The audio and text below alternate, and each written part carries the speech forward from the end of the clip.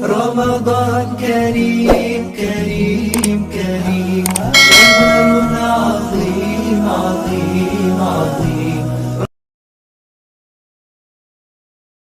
لا إله إلا الله، لا إله إلا الله، لا إله إلا الله، لا إله إلا الله، لا إله إلا الله، لا إله إلا الله، لا إله إلا الله، لا إله إلا الله، لا إله إلا الله، لا إله إلا الله، لا إله إلا الله، لا إله إلا الله، لا إله إلا الله، لا إله إلا الله، لا إله إلا الله، لا إله إلا الله، لا إله إلا الله، لا إله إلا الله، إلا الله، إلا الله، إلا الله، إلا الله. Perangkat lunak yang diinstal, sesuatu yang diinstal ke dalam komputer disebut dengan software. Apa pula yang diinstalkan kepada manusia, yang ada pada tubuh manusia, itu yang disebut dengan dhamir, hati, nafsu, qalb, syukur, ingat, dan macam-macam. Jadi manusia itu persis sekali dengan komputer. Ada softwarenya, ada hardwarenya, ada listriknya. Ada softwarenya, ada hardwarenya, ada listriknya. Ada software, ada hardware, tapi listrik tidak ada, tak ada guna. Jadi tiga komponen itu di dalam istilah kajian orang tasawuf disebut dengan tubuh yang kasar, tubuh yang halus, tubuh yang batin. Jadi tiga tubuh kita sebenarnya. Ada tubuh kita, tubuh yang kasar. Tubuh yang kasar, jisim di bahasa guru kita. Jasad bahasa kita kemarin. Jasad dengan jisim itu muradifah, sama. Ya. Itu namanya tubuh yang kasar, bisa dilihat dengan mata. Ada tubuh yang batin yang tak bisa dilihat dengan mata. Kalau dicabut tubuh yang batin itu hilang, itulah ruh, listrik yang ada pada diri kita. Ada lagi tubuh yang halus yang tak kelihatan tapi dia berfungsi. Dia ingat, siapa yang mengingat dia? Dia marah, siapa yang marah itu? Dia rindu, siapa yang rindu itu? Kok bisa rindu dia? Karena ada yang diinstal di sana. Handphone tidak ada guna, artinya kalau tidak ada kita instalkan WA ke dalam, kita instalkan ke sana Facebook. Kalau nggak diinstalkan nggak ada deh ya. Jadi begitu kita bisa berkoneksi dengan orang apabila ada software di dalam untuk menerima pesan, message, untuk menelpon, itu semuanya diinstal. Nah, yang kita perbaiki terus itulah tubuh yang halus itu tadi. Tubuh yang halus itu yang disebut al-qalbu, hati. Itu yang kita sebut dengan ruh, itu yang disebut dengan sir, itu yang disebut dengan khafi, itu yang disebut dengan akhfa. Dia bertingkat-tingkat dan berlipat-lipat, banyak lipatannya, tingkatannya. Dia mempunyai daya ingat. Jadi yang mengingat itu dalam pemahaman agama bukan otak.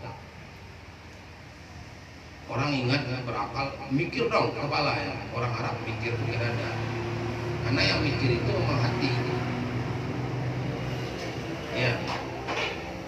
Jadi oleh karena itu ngaji tentang diri itu sangat penting. Kalau kita tak paham dengan diri kita, tak akan paham kita dengan Allah.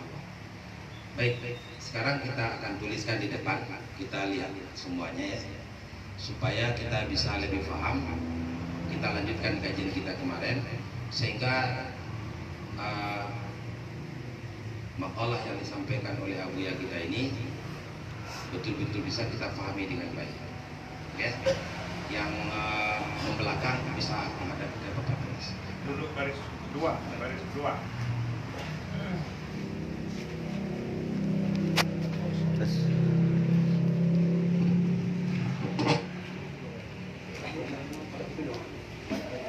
Kita kemarin kemana? Dari Ilang ya? Yang baru ya? Baik. Jadi kita baik. Halo.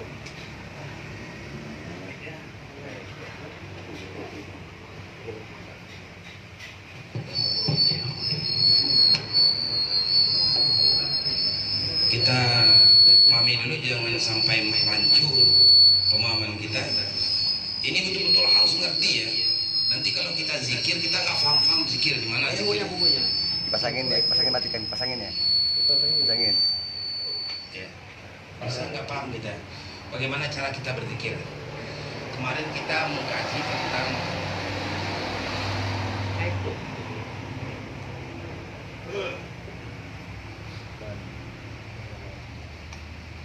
an-nafsu.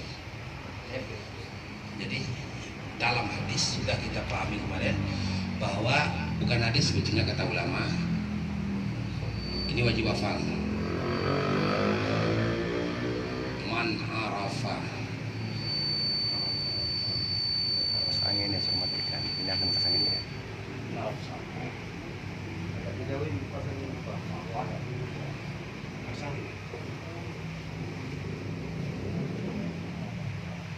Man arafa nafsahu faqad arafa Apa masa? rabbahu. Orang yang mengenal Allah. nafsunya, orang yang mengenal dirinya, nafsunya, maka pasti dia kenal dengan Tuhannya. Maka sungguh maka pasti dia akan kenal dengan dirinya.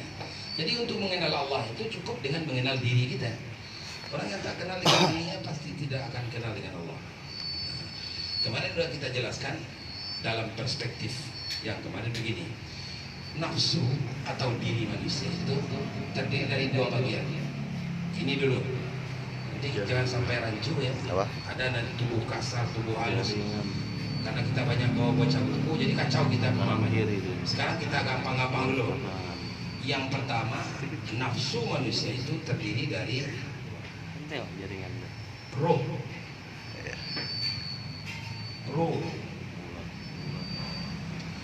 Roh itu seperti listrik. Ya, seperti listrik bagi komputer, seperti baterai yang mengalir bagi handphone. Yang kedua, jasad atau bahasa lainnya, jangan sampai ragu baca kitab buku itu, jasad atau jisim. Jasad dengan jisim itu muradif, sama ya, orang manusia sama kan. Jasad jisim. Ini kalau kita bahasa Indonesia kan, jasad. Ya, kalau kita bahasa Indonesia kan, ruh itu sama artinya dengan nyawa. Apa? Nyawa. Nyawa manusia. Nyawa. Apa namanya?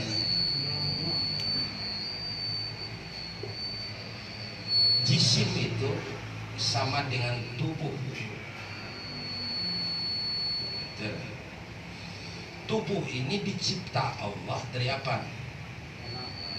Air, tanah, angin, api. Allah ciptakan tubuh ini, namanya eksistensi tubuh.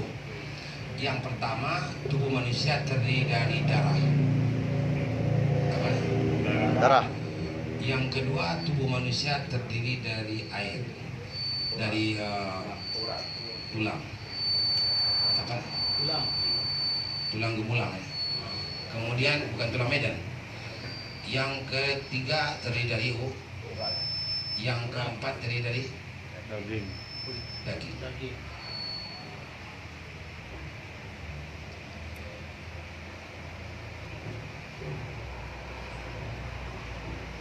Darah dari mana Allah ciptakan?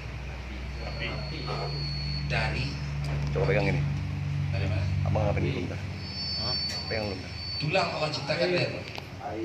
Dari air. Urat Allah ciptakan dari mana?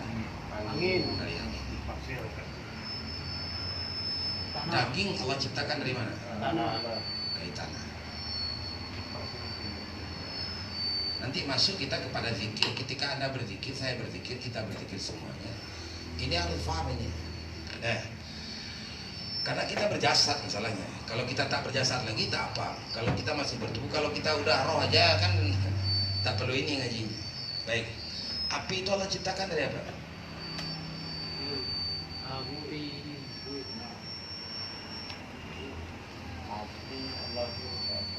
Jadi Allah ciptakan dari puncak nur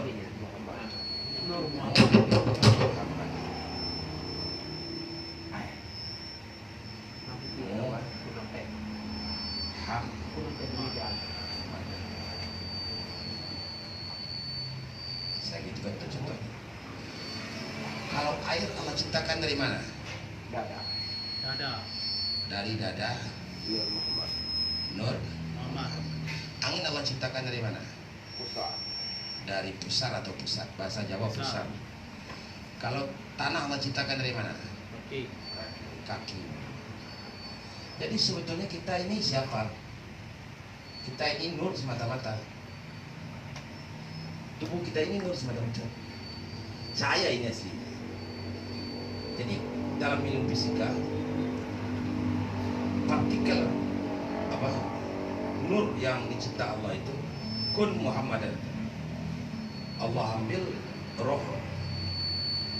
Allah bilang kepada roh, kun Muhammadan, adalah engkau menjadi Muhammad.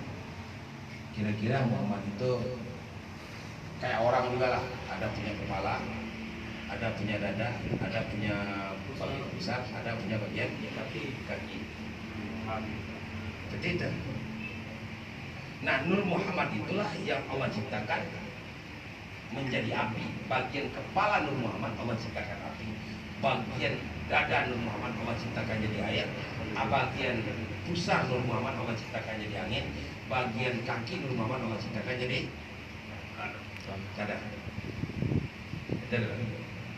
Ini disebut dengan eksistensi. Eksistensi itu hakikatnya itu menciptakan dari itu. Nah, dia punya sifat. Sifatnya itu apa? Kehendaknya. Dia selalu bersemangat. Ini ada sifat. Kalau ini namanya eksistensi, bahasa Inggrisnya apa tuh? Eksistensi. Kemudian tubuh ini atau jisim ini punya apa yang disebut dengan sifat. Sifat. Apa sifatnya tubuh manusia itu? Sifatnya selalu semangat, atau bahasa Arab semangat ini surya. Apa? Surya. Kenapa dia semangat? Karena dia mempunyai 3 potensi. Jadi dia semangat itu karena dia mempunyai 3 potensi. Ada yang disebut dengan rasa atau panca indera. Ada yang disebut dengan periksa. Ada yang disebut dengan perasaan.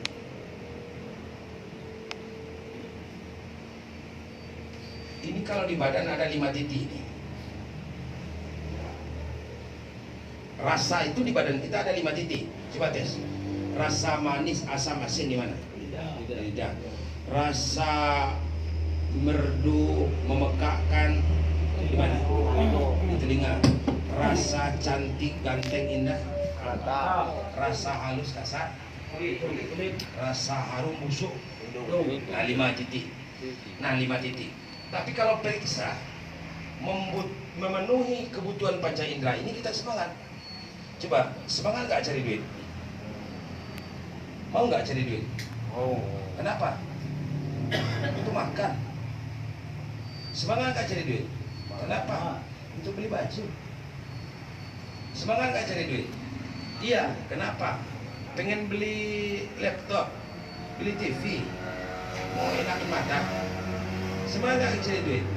Iya, kenapa? Karena pengen beli parfum. Pokoknya kebutuhan itu di tubuh kita apa? Kita Ini untuk kebutuhan panca indera aja. Kebutuhan panca indera, makanya kita semangat. Kalau nggak ada lah rasa di badan kita ini, kita makan singkong, kita makan apa yang mahal makan itu? Hamburger.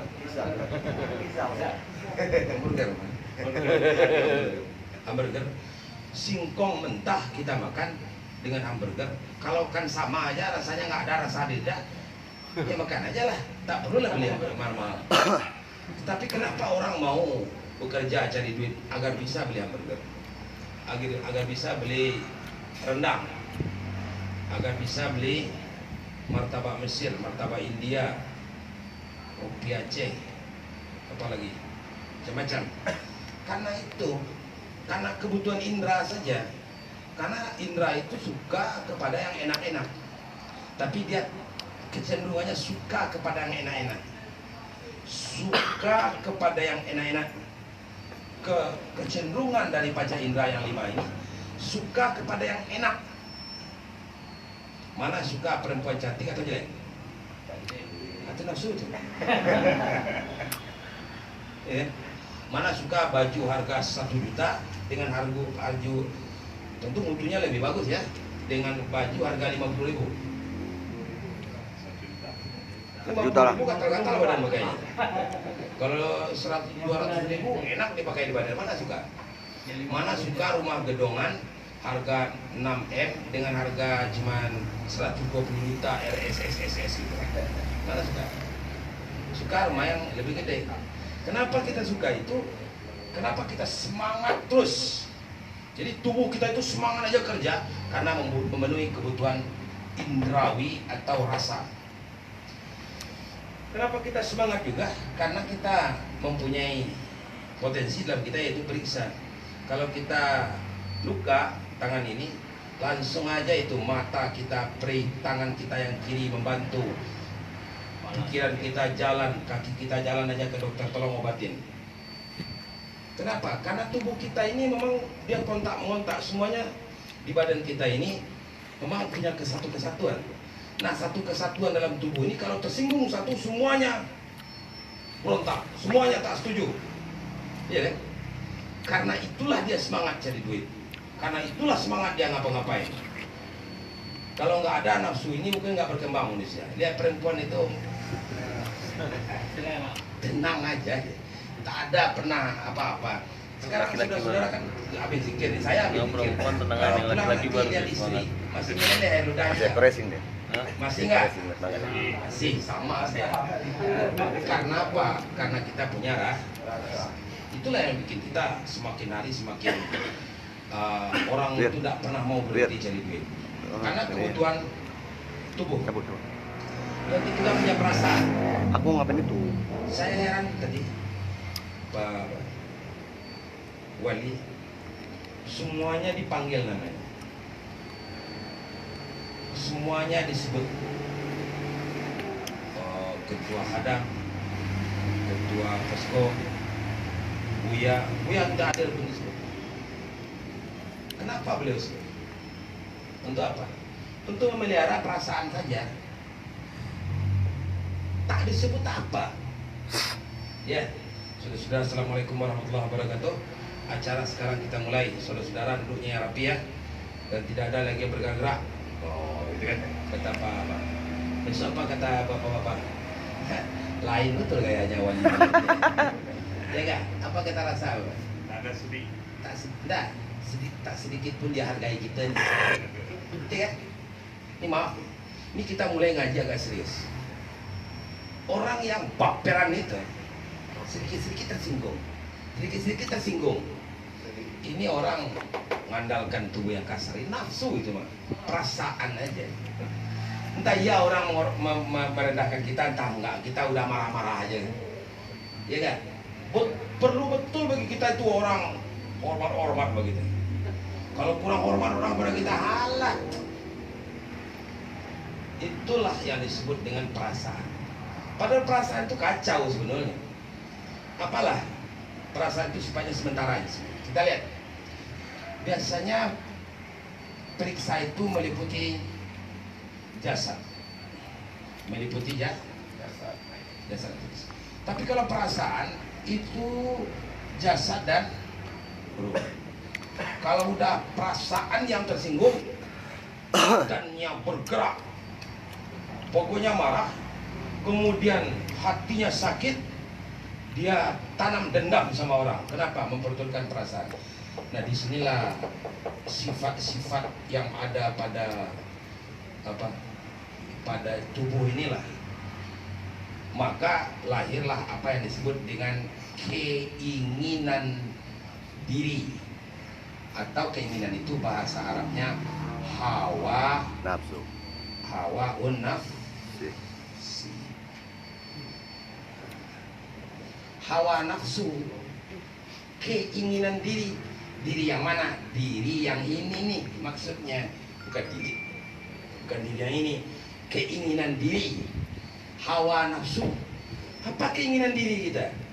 Ingin dimuliakan, ingin dihormati, ingin disanjung-sanjung, ingin dipuja-puja, ingin makan yang enak, ingin dapat warga yang harum, ingin dapat istri, ingin dapat istri yang cantik, udah dapat istri, ingin dapat anak lagi, udah dapat anak ada besar, ingin punya menantu lagi, udah rumah satu nggak dua lagi, udah ingin dapat mobil motor, ingin punya mobil lagi, udah dapat mobil satu pengen dua lagi, dapat yang murah ingin yang mahal lagi. Itu semuanya keinginan diri aja, iya nggak? Hawa nafsu. Biasanya hawa nafsu ini ditunggangi oleh setan. Siapa yang menunggangi? Setan. Syaitan. Ini hawa nafsu selalu diasal-asal. Makanya dikatakan dalam inna nafsa, sesungguhnya nafsu itu nafsu kehendak tubuh yang kasar, la ammaratun bisu, selalu membawa kepada yang jahat aja. Kalau kita makan yang enak aja tiap hari, kira-kira sehat gak? Sehat gak? Sehat. Makan yang enak aja tiap hari? Nggak ada itu, sakit. Makanan itu kata Nabi diatur. Apa kata Nabi? Makanlah apabila sudah mulai terasa lapar, berhentilah sebelum terasa kenyang. Belum terasa kenyang, berhentilah. Kalau udah terasa lapar, kita ini pokoknya makan aja terus. Mana Bang Regan? Udah makan tadi itu? Itu udah bagus. Makanya orang tidak makan dalam puasa namanya menahan hawa nafsu, menekurkan kepala. Kalau kita orang tasawuf kan jalannya disuruh begini. Ada orang sufi yang gini, masuk rumah orang lele, kadang-kadang lele bini orang, lihat anak orang, itu kurang ajar. Itu memberikan hawa nafsu. Datang ke rumah orang, bukan bini orang, bukan digini-giniin, anak gadis orang jangan digini-giniin. Saya katakan ini karena kita ngaji sekoleka ya, nggak berani ngaji seperti ini biasanya, nggak berani, ya nggak. Ini kita ngaji udah dari hati ke hati. Nah, oleh karena itu ini yang perlu sekali untuk kita tahan. Nah, baik. Dulu roh atau nyawa manusia. Nyawa manusia ini tentu Allah ciptakan dari apa? Udah tahu kita. Dia jisim juga, tapi al-jismul latifah. Tubuh yang halus, tubuh yang tak kelihatan atau tubuh yang batin, itu tubuh yang tak menampak. Dia punya sifat. Ini punya sifat. Apa sifatnya? Sifatnya sifat Tuhan. Kalau tadi ini eksistensinya sama, ini eksistensinya apa? Ya, dia diciptakan dari nur. Kalau kita mau menciptakan mengkaji sesuatu ya ini dari jadi. Baik, yang kedua, dia punya sifat. Sifat apa? Sifat yang melekat padanya. Sifat yang melekat pada roh manusia itu. Dengan sebab ada roh lah kita hidup. Betul tak? Kalau tak ada roh bisa kita hidup? Ya. Kalau tidak ada listrik bisa itu komputer hidup? Ya. Dengan sebab ada roh lah kita bisa berilmu. Kalau tidak ada listrik masuk kepada komputer, bisa enggak komputer itu untuk menghitung, kita bikin kalkulator? Nah, Dengan sebab ada roh lah kita bisa bicara. Komputer bisa bicara nggak?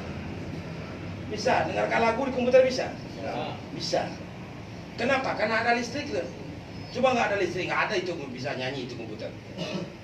Dengan sebab ada roh lah manusia itu bisa untuk berbuat. Berbuat, angkat, mendorong, berkuasa, berbuat, itu bahasanya lebih gampang. Coba, komputer itu bisa bekerja, ngapain dia? Ngeprint, di printnya kertas, di komputer dikendalikan, iya kan? Dengan sebab ada roh lah orang bisa berkehendak, apa? Berkeinginan. Dengan sebab ada roh lah 1, 2, 3, 4, 5 dia bisa melihat. Dengan sebab ada roh lah manusia bisa mendengar.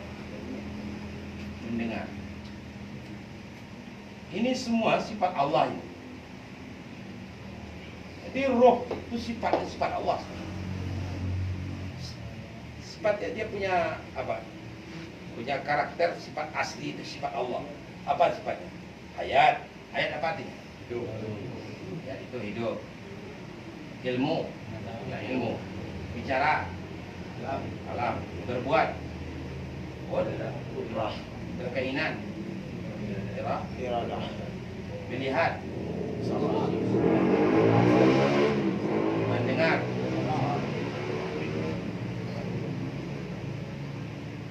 Ini pertanyaan selanjutnya. Ini sebetulnya punya siapa ini? Allah. Punya Allah. Kita lawan loh, punya kita bilang. Ya, saya punya ini. Bisa nggak kita pertahankan penglihatan kita sampai kita mati? Sekarang aja udah pada min. Udah berapa minnya? Ini min plus. Silindris. Udah rusak ya? Saya min 1, silindrisnya 1 juga.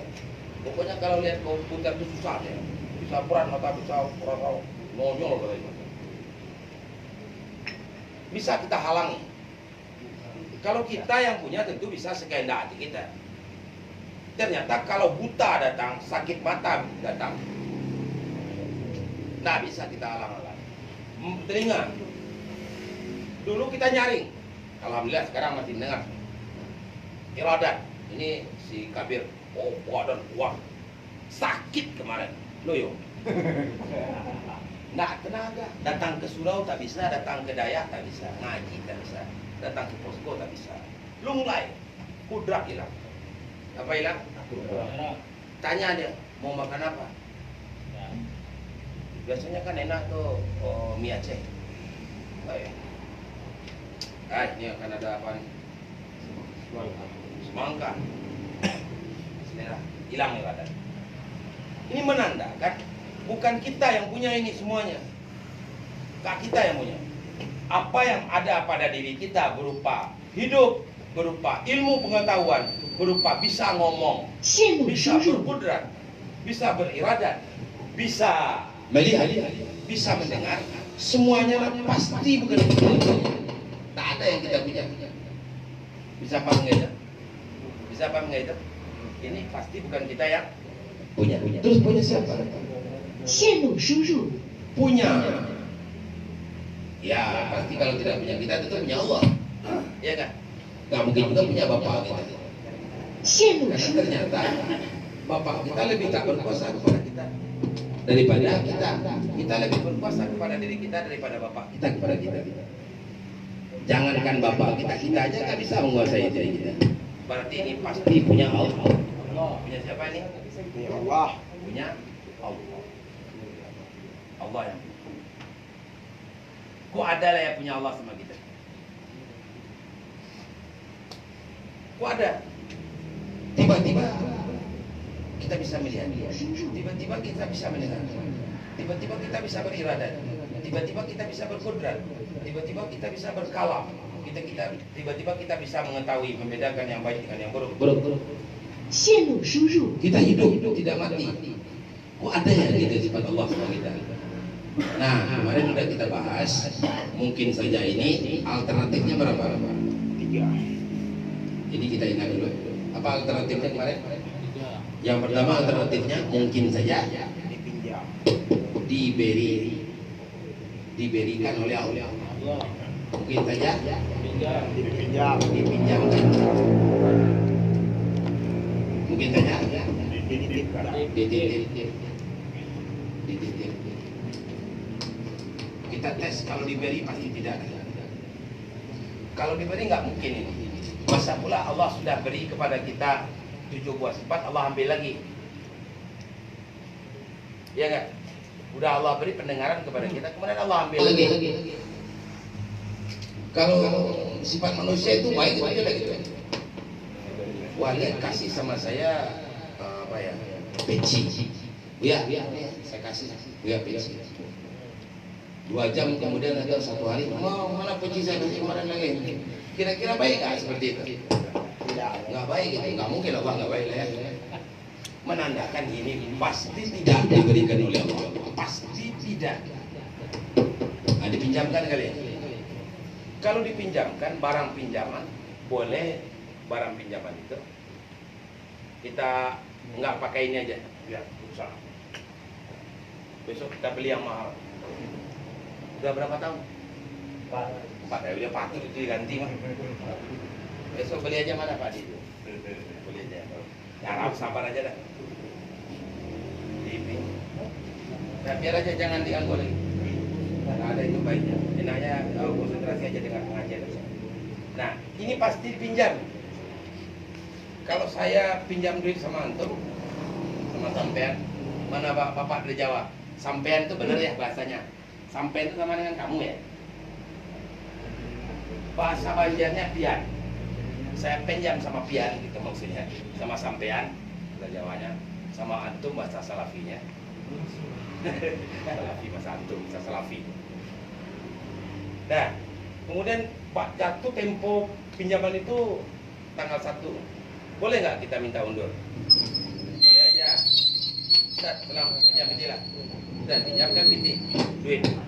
Sampai sebulan kita datang sama dia. Ustaz, maaf. Nggak sempat saya bayar sekarang nih. Lagi belum sampai nih. Saya perpanjang lah agak seminggu, boleh nggak? Alah, katanya minggu cuma. Bisa kalau pinjam. Diundur-undur. Tapi kalau Allah mau mencabut ilmu kita, mau mencabut kalam kita, mau mencabut iradat kudrat kita, bisa kita minta sama Allah. Allah jangan sakit kalau saya sekarang. Bisa nggak? Tidak. Allah jangan kau cabutlah mata saya, jangan silendres lah. Bisa nggak? Tidak. Nggak bisa. Nandanya ini bukan pinjaman. Ini pasti dititip. Apa namanya? Modalnya dititip Allah. Ini yang disebut dengan titipan istimewa. Apa namanya? Titipan istimewa. Titipan istimewa, bukan dititip sembarang aja, tapi ini titipan istimewa. Titipan istimewa.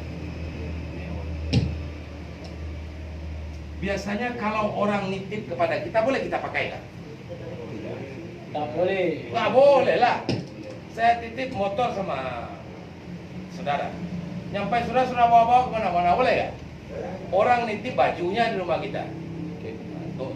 线路输入 Kita pakai bajunya, boleh nggak? Nggak boleh. Apa aja barang titipan itu wajib dipelihara, tak boleh kita pakai. Ya nggak? Nah, nggak boleh kita pakai. Tapi ternyata kita pakai juga. Maka ini bukan titipan biasa, tapi ini titipan yang istimewa. Seolah-olah Allah mengatakan gini, "Hei, Busra, ya, saya kasih kamu hidup, saya kasih kamu ilmu, saya kasih kamu bisa ngomong, saya kasih kamu tenaga, kekuatan, saya kasih kamu kehendak, keinginan, saya kasih kamu pendengaran, penglihatan. Nih modalnya. Kalau satu saat saya ambil, merdeka saya dong. Tapi kalau kamu gunakan ini titipan, kamu pakai titipan, silahkan kamu pakai. Kalau kamu gunakan basar, sama, iradat, kudrat, kalam, ilmu, hayat yang saya berikan kata Allah, kamu gunakan itu untuk baik, untungnya untuk kamu. Kalau kamu gunakan untuk jelek, ruginya untuk kamu. Ya kan? Oleh karena itu, laha maka sabat wa alaiha maka sabat. Itu makanya kita selalu disuruh baca selesai salat, laha maka sabat wa alaiha maka akhir surat Al-Baqarah. Keuntunganlah untuk diri. Nah, diri yang dimaksud di sini diri yang nyawa. Ya, keuntunganlah untuk diri kalau dia berusaha baik. Kita punya tenaga, kita gunakan tenaga kita untuk agama Allah. Kita untuk punya tenaga, kita gunakan tenaga kita untuk meruntuh agama Allah. Kalau kita gunakan tenaga kita untuk meruntuhkan agama Allah, neraka. Kalau kita gunakan tenaga kita untuk menegakkan agama Allah, surga untuk kita. Kayak begitu ya. Persis betul kemarin saya contohkan dengan seseorang yang lagi miskin. Dia pulang dari rantau, sudah dia ke kampung. Sampai di rumah, aduh udah miskin sekali saya. Nah sekarang gini aja, Pak, kata Pak Haji, saya punya sapi 1 ekor, betina sapi saya, atau 7 ekor. Nih sapi saya titip sama Bapak, kata Pak Haji. Karena Bapak susah sekali hidupnya, gembalakanlah sapi ini dengan baik. Kalau dia punya anak, ambil anak sapi itu, pelihara dia, jangan sampai masuk ke dalam kebun orang. Karena undang-undang negara sekarang, sapi masuk kebun orang 10 juta. Ya enggak?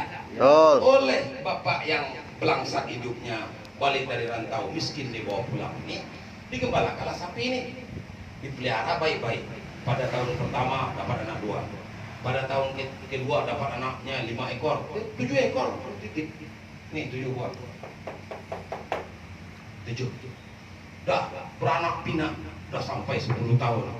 Seolah-olah ini sudah punya kita ya. Kadang-kadang lupa kita ini punya Pak Haji dulu, yang 7 ekor ini punya Pak Haji dulu, udah lupa. Sudah seolah-olah punya kita aja kan. Udah lama kelamaan, udah balik berakal pula, udah 15 tahun kira-kira kita gitu. Gembala itu, wah, lepas sapi ini. Kemana lepasnya? Lepas dia dari kandang, dimakannya tanam-tanaman orang. Saya tanya, yang dituntut Pak Haji yang punya sapi atau Pak Toha yang tukang gembala sapi ini? Pak Toha. Toha lah, dia yang mengembalakan Sapi. mengembalakan sapi. Keuntungan untuk Iya. dia laha maka sabat, wa leha maka sabat. Jadi nggak ada ceritanya. Ada orang ngomong gini, kudrat kita ini kan kudrat Allah. Kalau kita kudrat Allah, ilmu kita ilmu Allah, tenaga kita tenaga Allah. Takkan bergerak sesuatu kecuali dengan izin Allah. Kalau saya berzina, pada hakikatnya Allah yang berzina. Ada orang begitu? Tahu. Ada orang ngomong itu, adalah aliran sesat. Iya nggak? Makanya dituduhnya Allah berzina. Kalau dia maling, Allah yang maling. Saya yakin kalau Allah tidak gerakkan tangan saya untuk bisa maling, maka saya tentu akan gagal dalam maling. Maka pasti saya yang maling. Katanya, ini sesat cara berpikir. Nah, makanya ini lagi penting banget. Kalau kita tak tahu bahwa kita kata Allah, kullukum ra'in, setiap kamu adalah pengembala. Gembala ini. Wa kullukum mas'ulun an ra'iyati, setiap kamu akan ditanya tentang apa yang kamu gembalakan. Hei manusia, kamu punya penglihatan. Nih, kamu pengembala penglihatanmu. Apa kamu sudah gunakan penglihatan kamu untuk yang halal atau untuk yang haram? Pendengaran kamu untuk yang baik atau yang tidak? Tenaga kamu, iradat kamu, ucapan-ucapan yang kamu sebutkan, ilmu yang ada di kepalamu, hidup kamu yang ada ini, apa kamu pelihara atau tidak? Kullukum ra'in wa kullukum mas'ulun an ra'iyati. Setiap kamu pemimpin dan kamu akan ditanya tentang apa yang kamu pimpin. Baik, clear sehingga itu manusia itu artinya dia Jaringan lagi nih.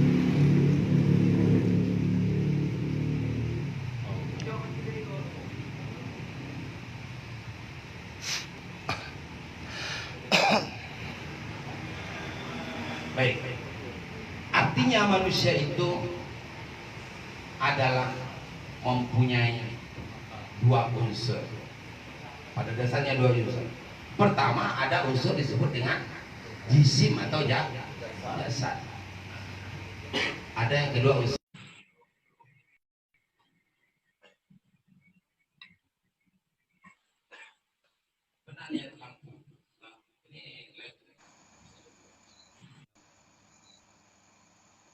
lampu yang sebelum LED ini ada gantung.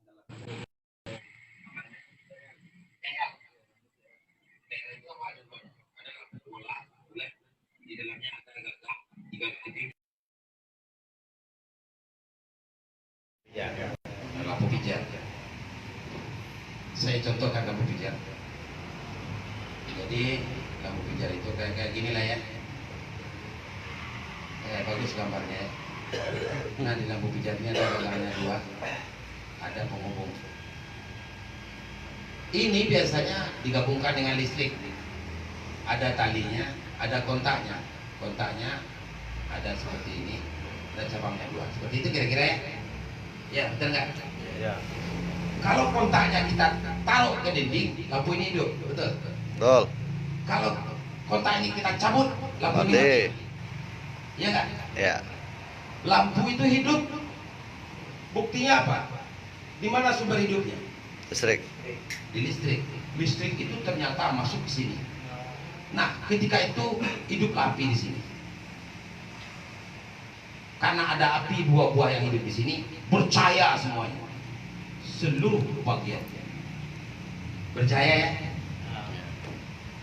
Listriknya itu di tangan Allah atau pada kekuasaan Allah. Kalau Allah alirkan listrik di sini, hidup manusia. Maka pijarnya itu ada di jantung manusia. Ayah ini itu di jantung. Di mana Pak? Jantung. Di jantung manusia. Jadi sumber hidup itu di jantung. Kalau berhenti jantung itu bergerak mati loh. Kalau nggak percaya, ambillah jantungnya, potonglah bentar. Ya coba potong aja pasti. Nah ini, jadi di jantung manusia inilah adanya hidup itu. Sumbernya di sini.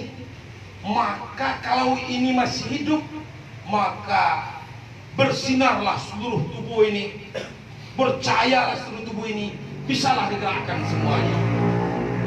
Bisa ngerti gitu? Nah, ya. Kalau tubuh ini bisa di jantung, tubuh yang mana?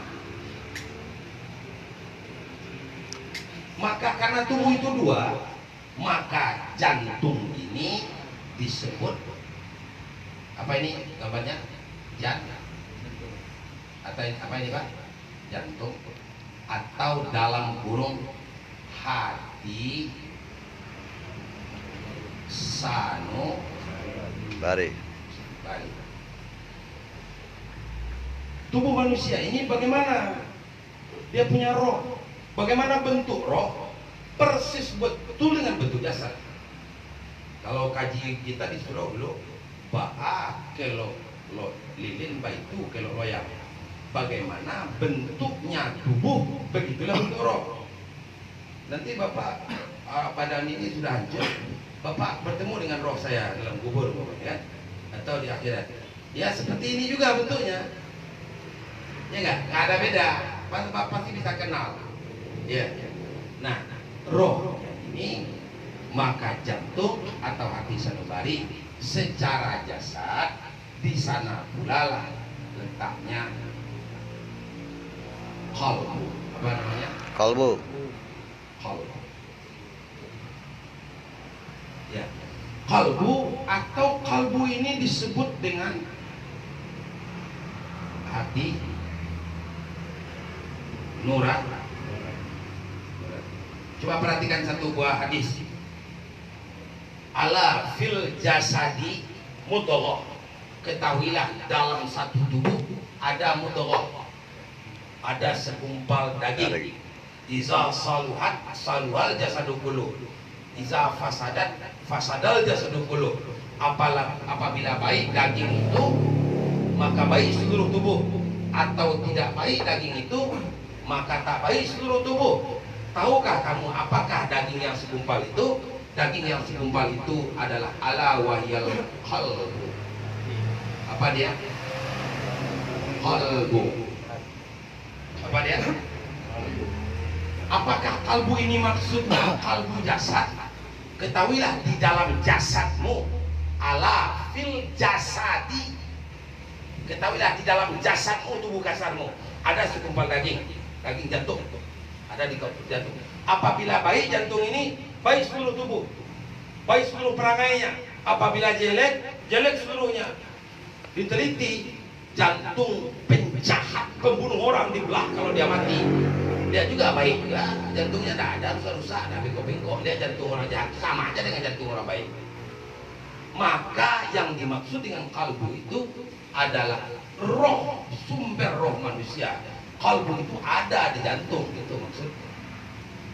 Makanya kita disuruh zikir Allah, Allah itu di sini. Mana kita zikir? Di Allah, tengah jantung. tengah jantung. Nah, kalau ada lampu pijar tadi bentuknya seperti ini, maka pijar kehidupan itu bentuknya seperti ini lukisannya. Allah. Kalau itu hidup nampak oleh kita, dia bergerak. Tulisan yang kita lihat di jantung kita, di dada kita sebelah kiri itu Allah. Dia itu yang ingat kepada Allah. Itulah hati, itulah sumber. Air itu membusat dari sana. Orang akan baik kata-katanya, orang akan baik niatnya, orang akan baik pikirannya, orang akan baik gerak badannya, kakinya, langkahnya. Apabila baik sini, maka membersihkan hati. Dalam hadis katakan, innan nas iza aznaba dzamban, manusia apabila melakukan dosa maka dijatuhkan ke dalam hatinya binti hitam. Apabila bertambah dosa, bertambah binti hitam. Apabila bertambah dosa, bertambah binti hitam. Cobalah belah dada orang yang kerjanya memerkosa orang aja terus, orang pelacur, orang maling, mabuk aja, belah dada. Memang hitam jantungnya enggak? Tak ada. Tak ada jantung orang hitam. Sedangkan perokok aja tak hitam jantung.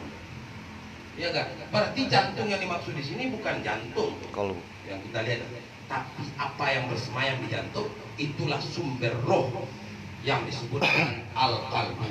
Maka zikir yang pertama itu zikir kalbu. zikrul Allah. qalbi. Apa? Zikrul kalbi. Zikir hati. Zikir hati. Zikrul Maksud zikir hati itu apa?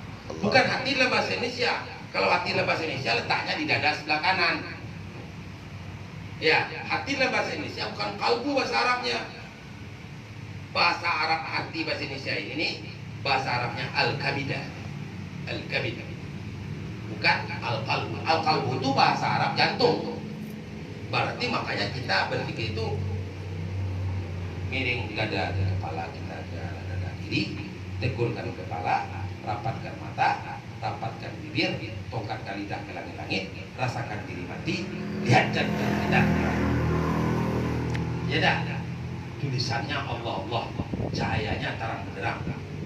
Dia bergerak dengan sendirinya, menyebut Allah, Allah.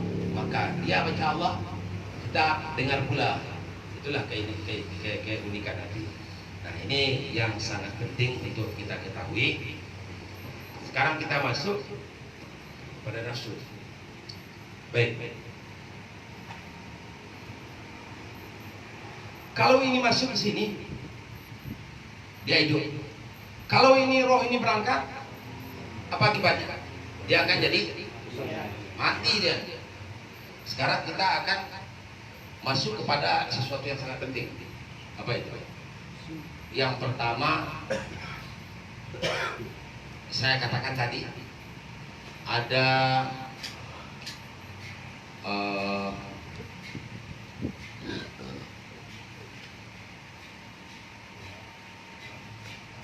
tubuh kasar. Ini sama dengan jasad apa? Atau jisim. Apa namanya? Jisim atau jasad. Yang kedua ada tubuh batin. Apa namanya? Ini sama dengan roh atau nyawa.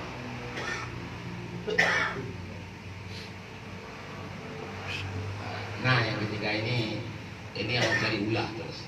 Apa tuh? Tubuh yang halus. Apa? Inilah kalbu. Apa? Inilah ruh. Inilah khafi. Kalau kita lihat kita.